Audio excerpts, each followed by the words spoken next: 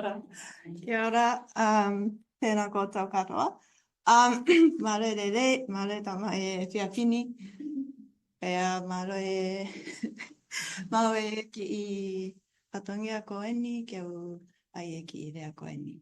No, thank you very much for coming. I didn't expect this huge audience. As I said, thank you very much for introduction, and I would like to thank the Department of Pacific Studies for kindly welcoming as a guest visiting scholar for 3 weeks, and in particular, Professor Yvonne Underhilsen as the head of the department, and also Dr. Merenaite Taumafolau for kindly hosting me for these 3 weeks. So today's talk I entitled Tauhi Lea. Tauhi means take care, and Lea is te reo, the language, and keeping Pasifika languages alive in diaspora. So first I'd like to give some background about myself, because you might be wondering, okay, so this Japanese woman is talking about taking care of Pasifika languages, especially Tongan. What is the connection? What kind of kuleana do I have? So kuleana is a Hawaiian word for duty and responsibility. And so you will hear this kuleana a lot if you live in Hawaii, where I lived for 16 years as I taught at University of Hawaii. So my connection with Tonga goes back to 1990. Some of you may not have been born yet. I was a Japanese Peace Corps volunteer at Vava'u High School on the island of Vava'u of the Kingdom of Tonga. I spent 2 years there. That's when I picked up the language. Because Vava'u is really remote from the capital, Tongatapu. So everybody around me spoke Tongan. And I had to use Tongan in order to communicate with especially the elderly people and the younger kids. So that's how it started. And I really enjoyed living there. And I really wanted to go back to Tonga to work again after my the volunteer contract was over. So I decided to pursue graduate degree so that I can get a better job, maybe at the Ministry of Education. But somehow I ended up becoming a linguist after all that, and I kept studying Tongan. So everywhere I went, I actually looked for Tongans. So I did my graduate degree in England, but of course there are some Tongans in England as well. So I befriended with them, and I went back to Japan. And of course there are a lot of Tongan rugby players in Japan who are all good looking. And then so I just visited the rugby field, and then there's a talk to them, and then we got friends, and so I can keep practicing Tongan. This is the key idea of keep using the language. So I've been practicing Tongan for 30 years now. And of course in Hawaii, there are a lot of Tongans living in Hawaii, as you well know. And some of my students were Tongans. And of course, there's Tongan Church. And then so that's how, and recently I got Japanese government grants to pursue some Tongan studies, which enabled me to take back to Tonga frequently, almost at least once a year. So that's the background. And I am a former syntactician by training. So language maintenance is not my major part of my research, but I have a really personal attachment. This is my passion, as a personal passion. So I'm really happy to talk about this today. Oops. Hold on. Okay. So in this talk, I would like to talk briefly about the language shift and language loss. And then I would like to take Hawaii and Maori as an example of forced assimilation.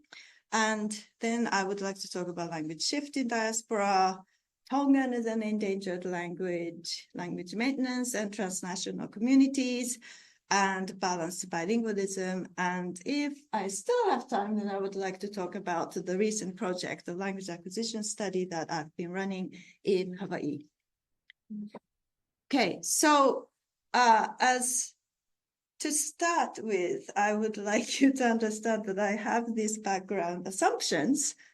That is, first, language is a basic human right. And language forms the foundation of one's identity. And third, language is a medium of intergenerational transmission of traditional knowledge. That is like a collective memory. And loss of a language is a loss for all humanity, because that means the loss of a particular unique way of looking at the world, unique knowledge about the specific things that are available in that area. And so that is a big loss for all humanity. So we all should care, whether you are the speaker of the language or not. That is everybody's problem. So that is the basic assumptions that I working on. So human rights, language is a basic human rights.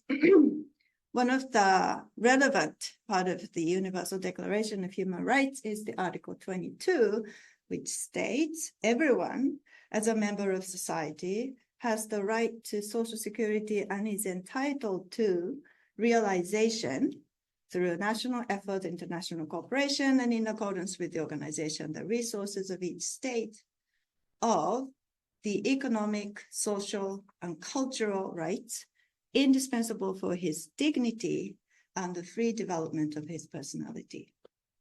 So I would like to emphasize on this dignity and free development of personality.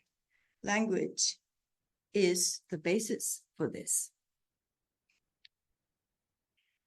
And as some of you may know, the year 2019 was the International Year of Indigenous Languages. So UN designated Year of International Year of Indigenous Languages. And on their website, which is here, there is a statement to introduce why they are doing this, what is the purpose, what is the goal of this endeavor. Here is this paragraph.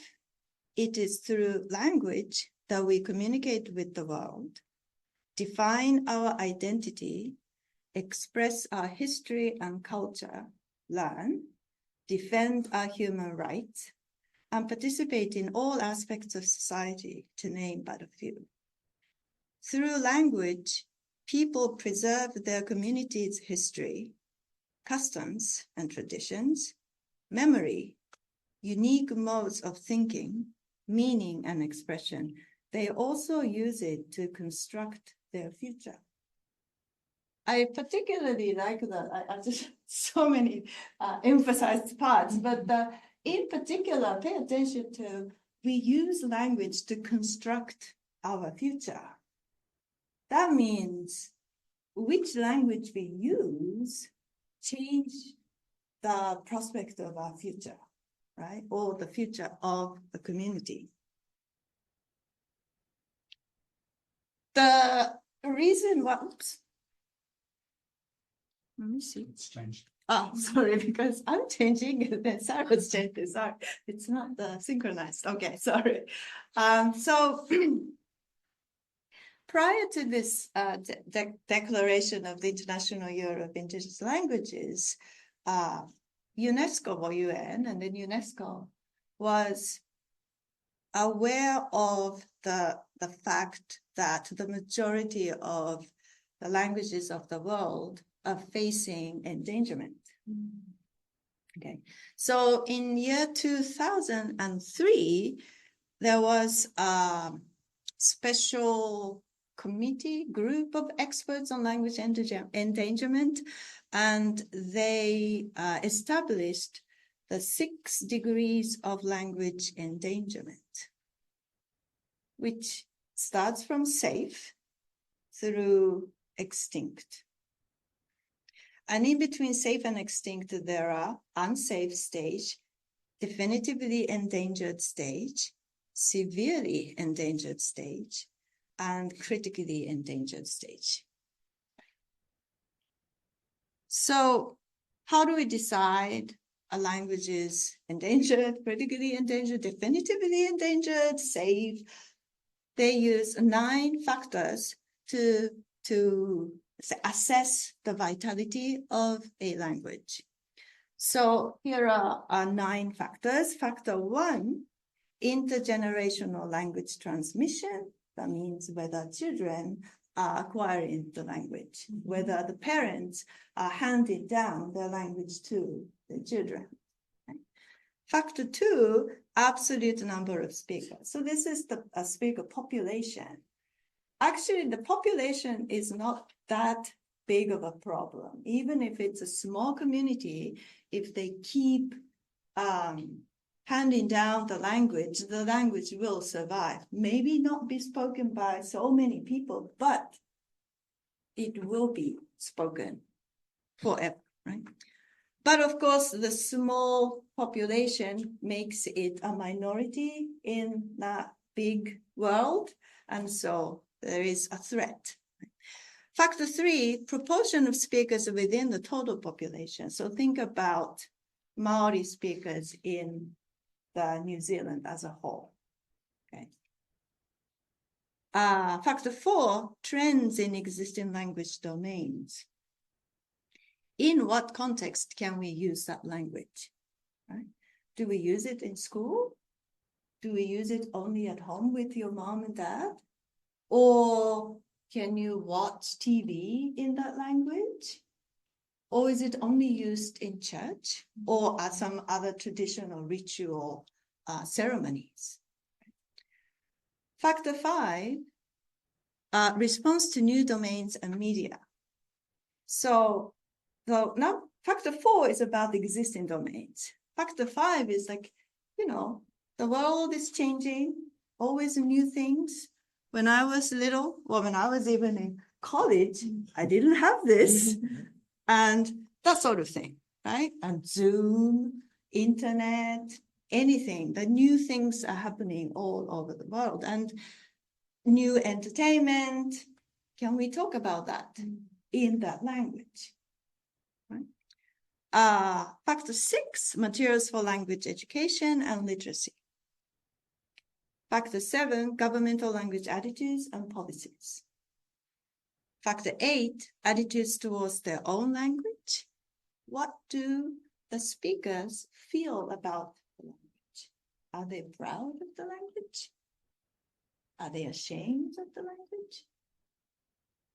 Will they hide that they speak that language?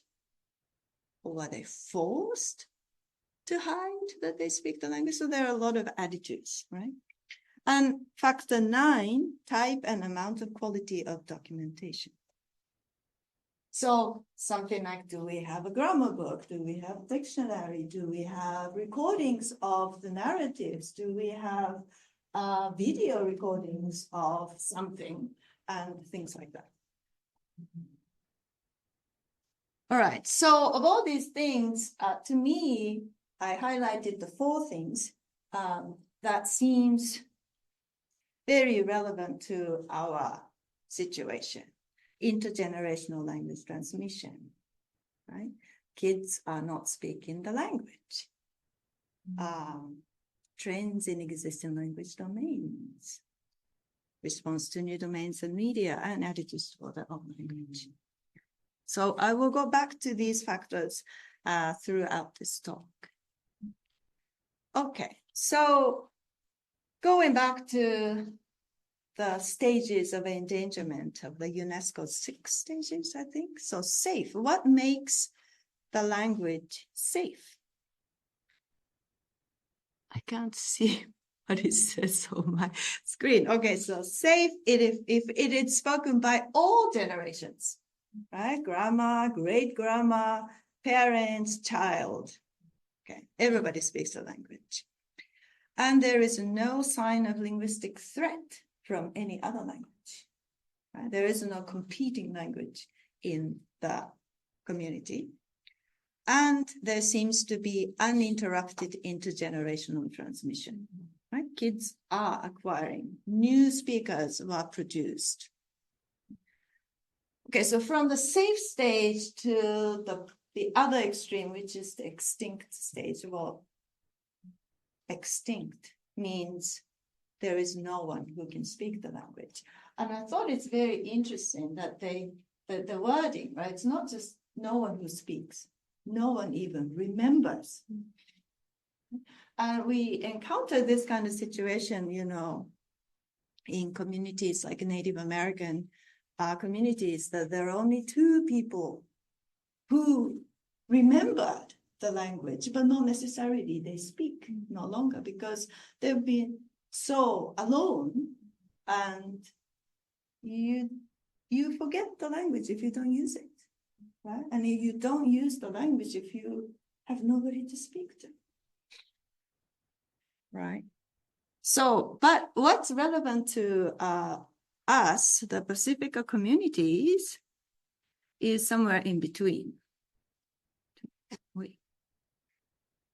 Why can't I move? Oh. Okay. All right. So here are the middle four. Unsafe through critically endangered. Unsafe. Okay, so at this stage, most, but not all, children speak the language as their first language, as their mother tongue. They were raised in that language.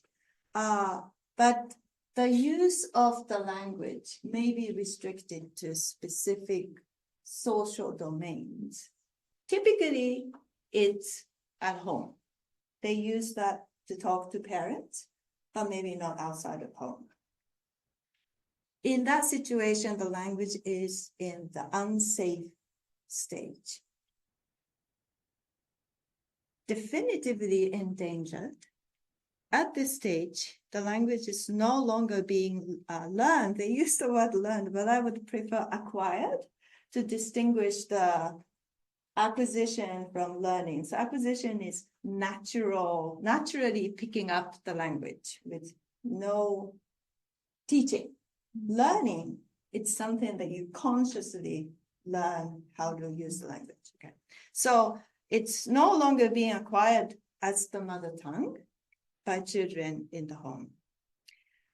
At this stage, parents may still speak their language to the children, but the children do not typically respond in the language. This is the situation I often encountered in Hawaii, the Tongans living in Hawaii.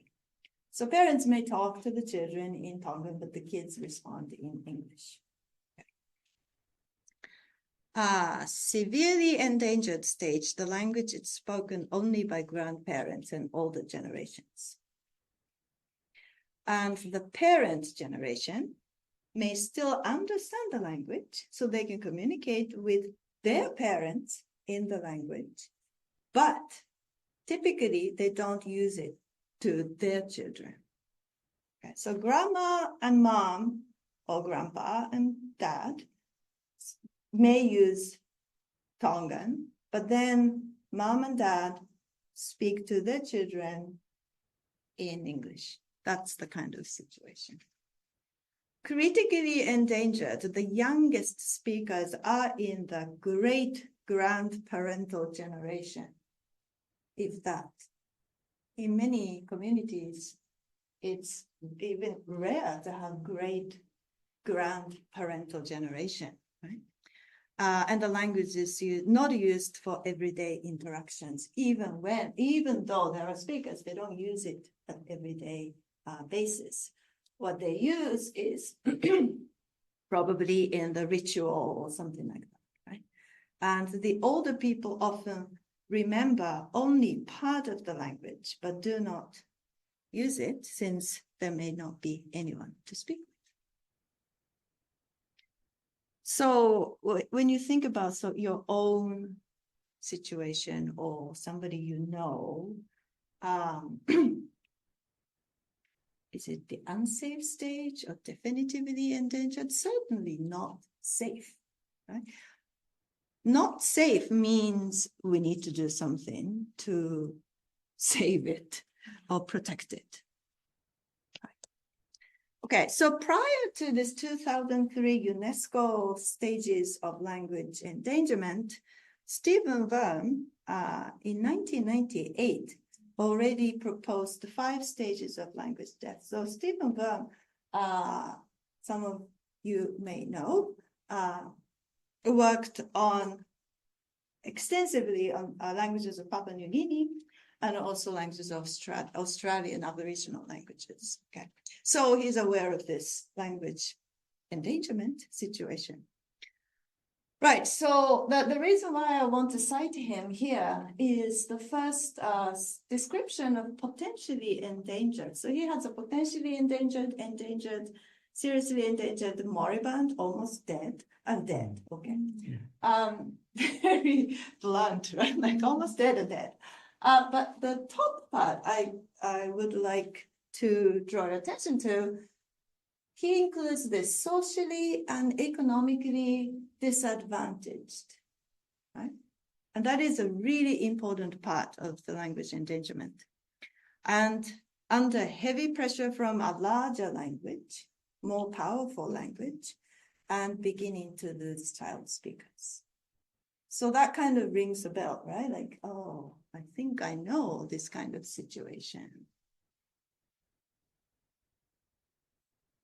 All right, so how does a language become endangered? How does a language become? So no language starts out as endangered. Every language starts out as safe, right? And somehow it goes down the hill to the extinct stage. So what causes the language to lose child speakers, right? The first, so these are the typical causes. The first cause might be a physical danger, natural disaster, famine, drought, diseases, genocide.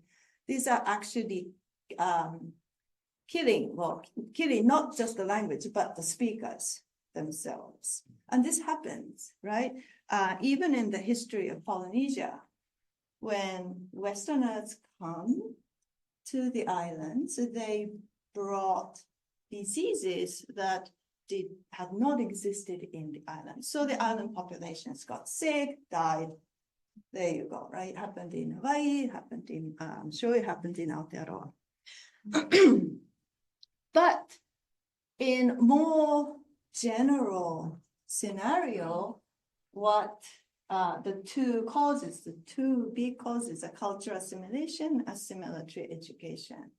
So cultural assimilation is where one culture is influenced by a more dominant culture and begins to lose its character as a result of its members adopting new behavior.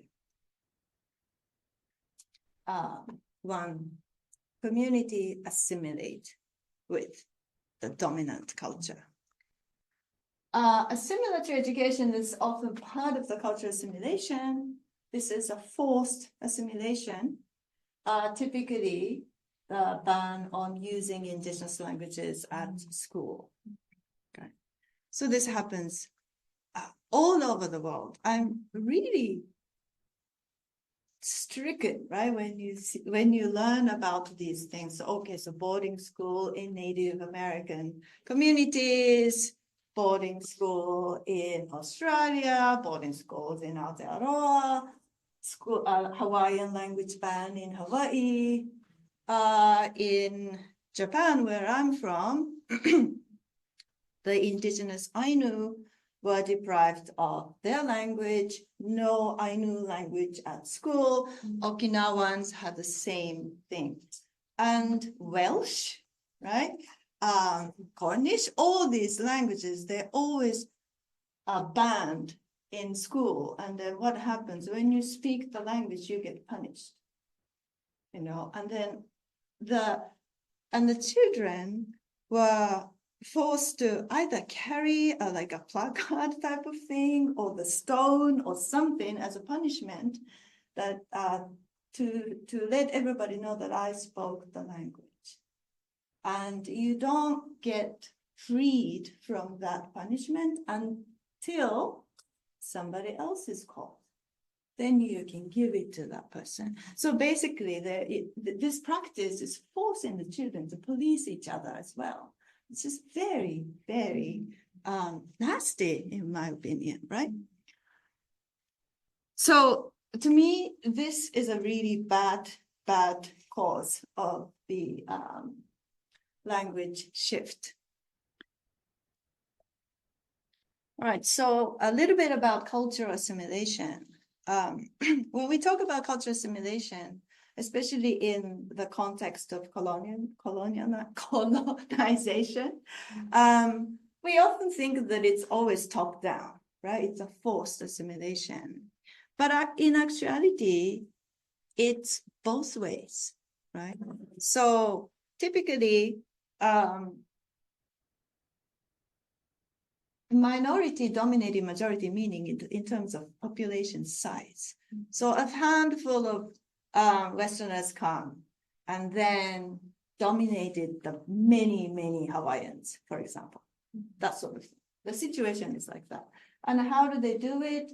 This language, say English, becomes the emblem of the dominance. So it's designated as the standard and official language. So everybody has to use it.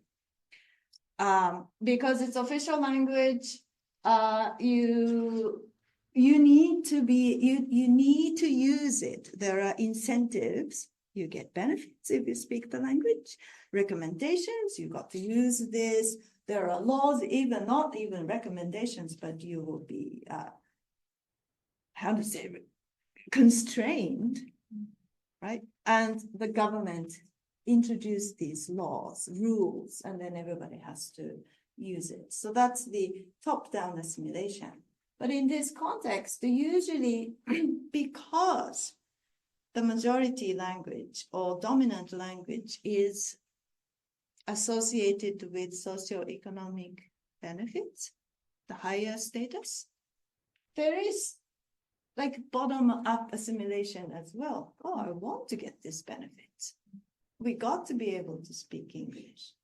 We need to go to school. We need to get a job. In order to do that, right? And there is the peer group pressures. So there's this sense that this is a good thing that we assimilate. It's progress. It's development. It's bringing us up, right, to the higher stage.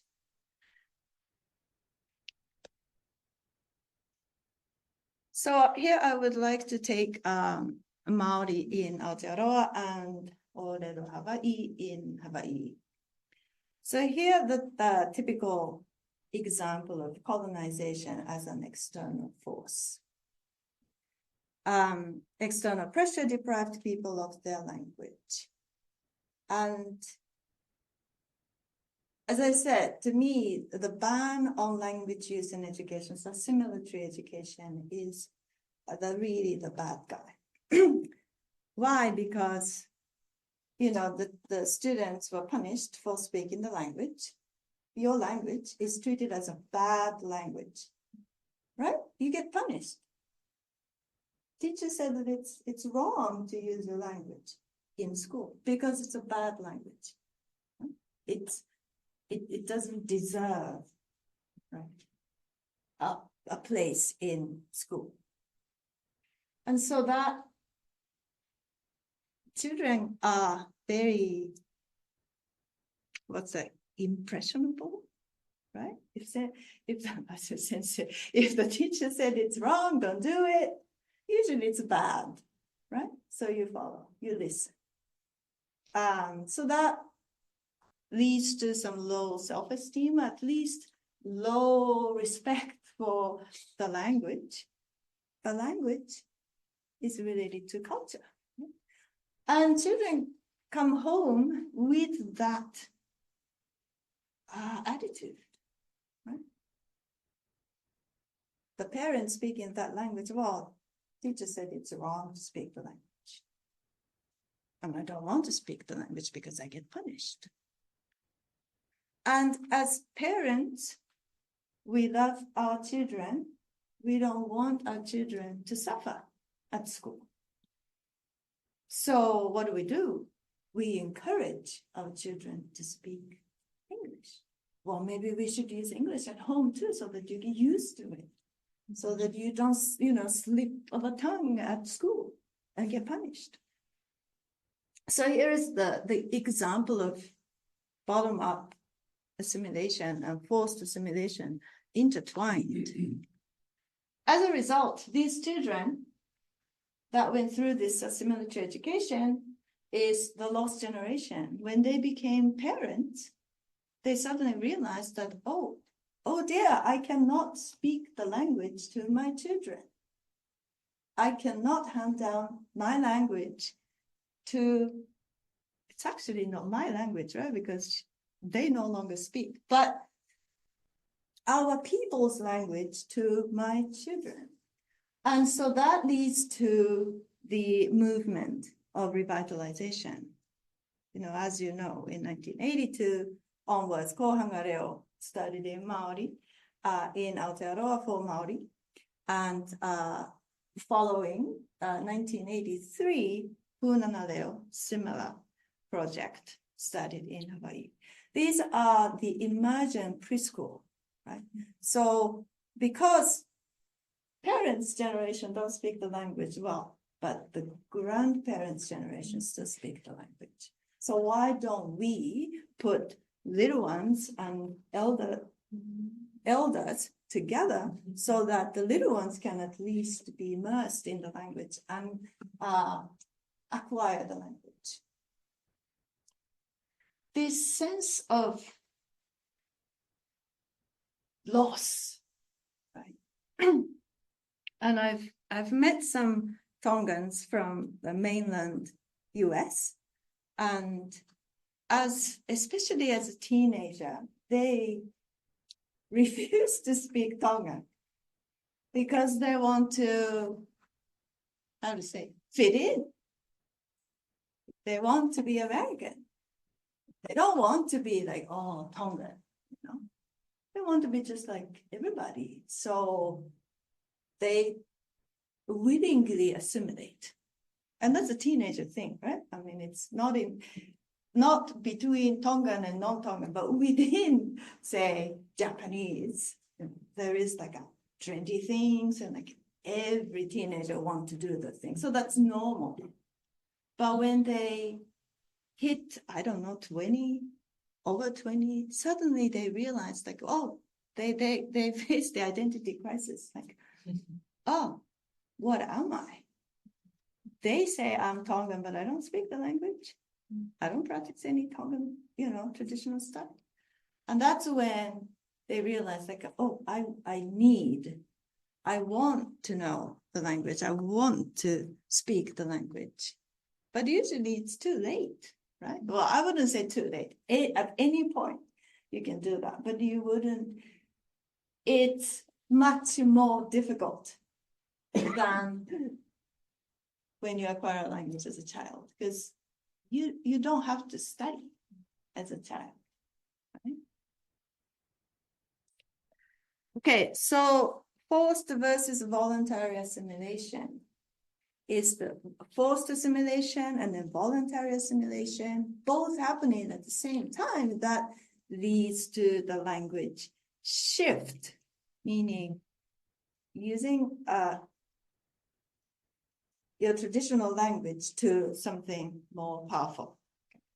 So assimilatory education is to blame, and limited socioeconomic opportunities. Well, English will give me more. And also for job purposes, dislocation to urban areas. This is about New Zealand, or when the cities are developing, there are more jobs Maori speakers from different regions move to big cities for jobs. Now you are with many different people, you need to speak the common language, and then that is a big shift from Maori speaking to English speaking environment. But now these are languages that are indigenous to the land, right? We can claim that the Maori is indigenous to New Zealand and Hawaiian is indigenous to Hawaii. So somehow we can, right, hold the government responsible for reparation.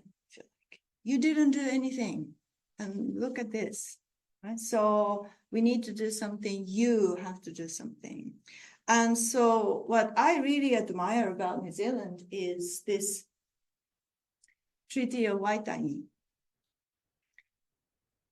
And to interpret the term taonga, which is property, right? Koloa in Tongan, and language is one of these taonga. And because it is recognized as such, the government is responsible to protect te reo. And so there is the budget to protect the language, revitalize the language, and which is great. But I heard that recently the new government is doing something totally opposite. So I think like, oh, that's so sad. But anyway, so yeah, indigenous languages. So maybe we have some right to claim. But what about the languages of immigrants? Right?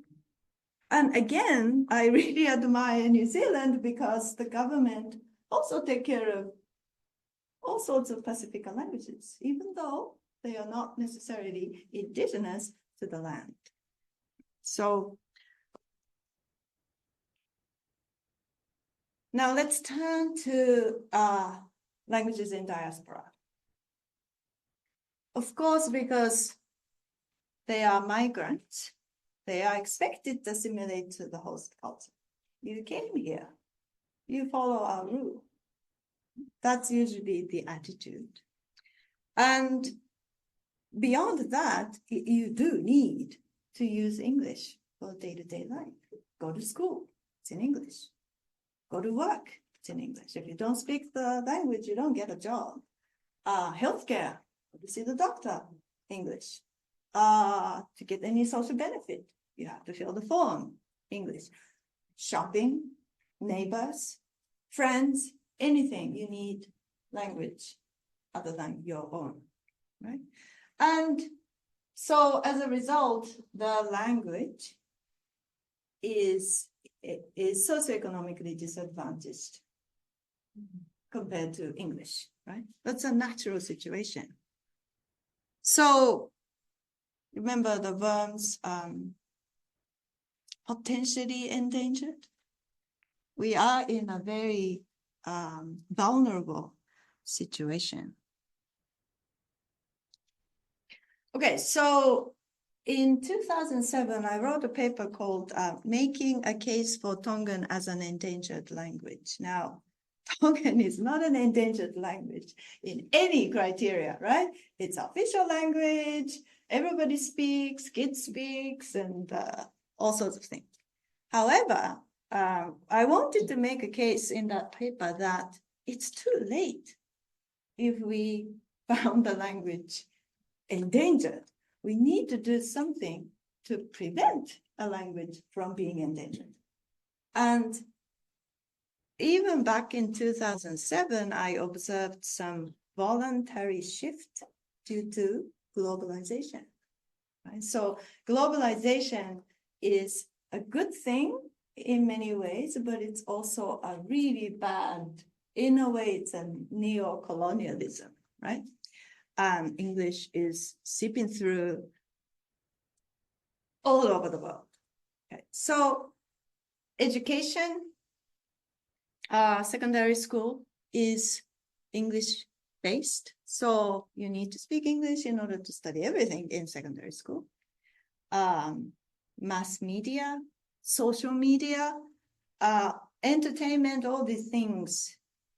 Because Tonga is not a big country, you absorb things from outside, which is in English.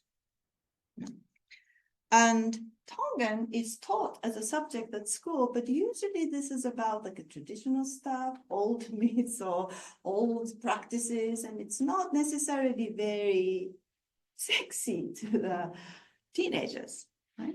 It's not a living, fun thing. And of course, as you may know, displacement of people is a big thing for jobs. Lots of Tongans moved to New Zealand, Australia, Hawaii, looking for jobs. Okay.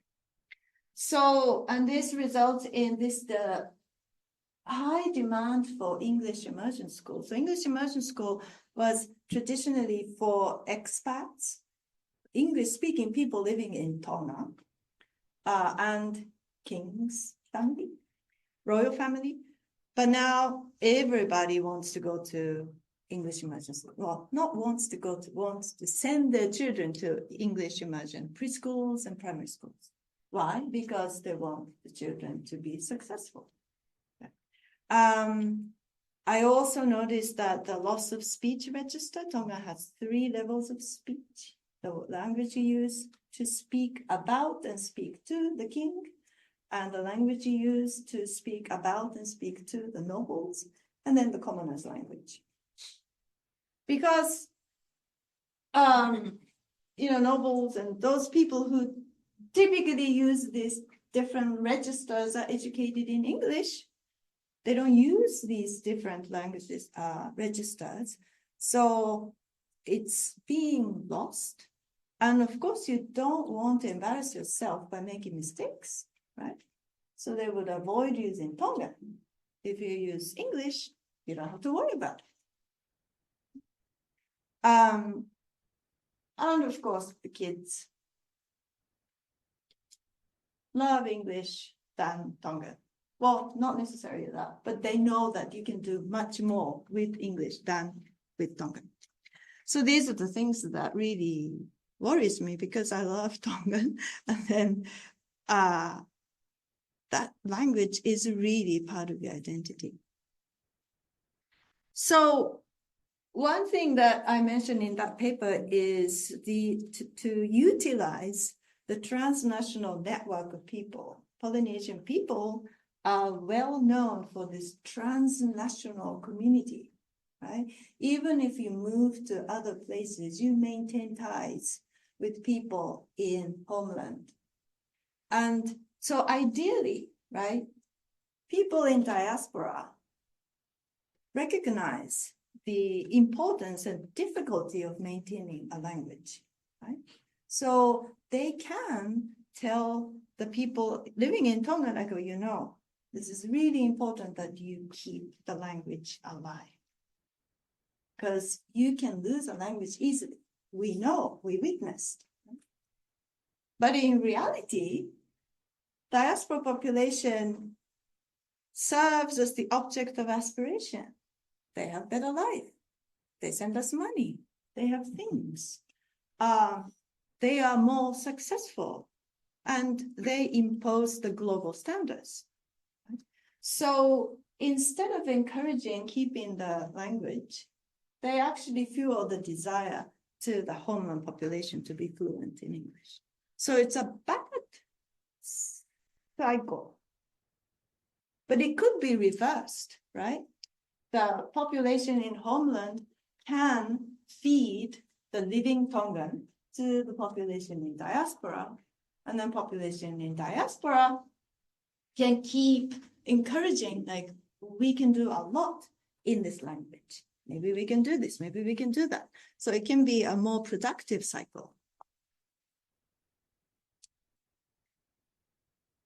The big misconception among the speakers of endangered languages is that they think you need to give up Tongan for, well, I'm talking about Tonga here. You need to give up Tongan in order to be fluent in English. But that is a misconception, right? You can be a balanced bilingual, meaning you can be fluent in 2 languages. That is not a problem. Look at me. Look at Menenaite. Look at all of you. I don't know if it's all of you, but you can be fluent in 2 languages. And it's not a big deal if you are little. So here I am inserting a personal story. It is about a bilingual household in Hawaii, which is me. I am the mom who speaks Japanese. My husband is American and he doesn't speak Japanese. So when my daughter was born, or our daughter was born, he speaks English. I speak Japanese. I speak only Japanese to my daughter. And so child had an English-speaking nanny for 6 months. I went back to school to teach. And so she had half of the day, at least, with the English-speaking person taking care of her, all the way to 2 years old. Okay. But when I'm around, I use Japanese. Even with the nanny, I use Japanese to the child. I speak to the nanny in English. And the child goes to an English-speaking preschool from ages 3 to 6. Right? But what happens is she is fluent in both English and Japanese. No problem. We didn't teach her, right? I just spoke to her. I also read picture books. And I talk a lot, as you can tell. I talk a lot constantly in Japanese. Now, we moved to Japan in 2016. Okay. So now we are bilingual household in Tokyo. Father speaks English only because that's the only language he speaks. Sadly, mother speaks. I know, after 6 years, 7 years, he hasn't picked up the language. Okay, motivation is the key to language acquisition. But anyway, so mother speaks Japanese only to the child. And child goes to Japanese speaking school, just a regular Japanese school. And it's been 7 years, well, more than 7, yeah, 8 years now. She remains fluent in English and Japanese. We didn't teach English, or we didn't teach how to read and write per se, but she loves reading. And so we gave a little exercise of like, phonics type of thing, this, but then mainly the desire to be able to read Harry Potter in English, really her reading level goes whoosh. And we didn't teach her. She watched the movie, she read the books, and that connects the dots. Right? So let me see. I think I should wrap up, right? Lessons to be learned. Balanced bilingualism can be achieved if you speak the language at home. I've done it, right? But you have to be persistent and never mix 2 languages. In my daughter's case, she clearly understood that the language of dad and language of mom different, right? So at one point, I think she was 3 years old or something like that, or maybe younger, I don't know. At the dinner table, we were sitting all together, and dad said something to her, which I understood, right? And then she turned to me and said, he just said blah, blah, blah, blah, blah. She translated into Japanese. It was that rigid that I need to talk to her in this language. Right? So never mix 2 languages. If you mix the language, then she wouldn't know which language to use, incomplete acquisition, and blah, blah, blah. And also reading to child is very effective. So for Pasifika languages, developing the children's books would be a really good thing to do.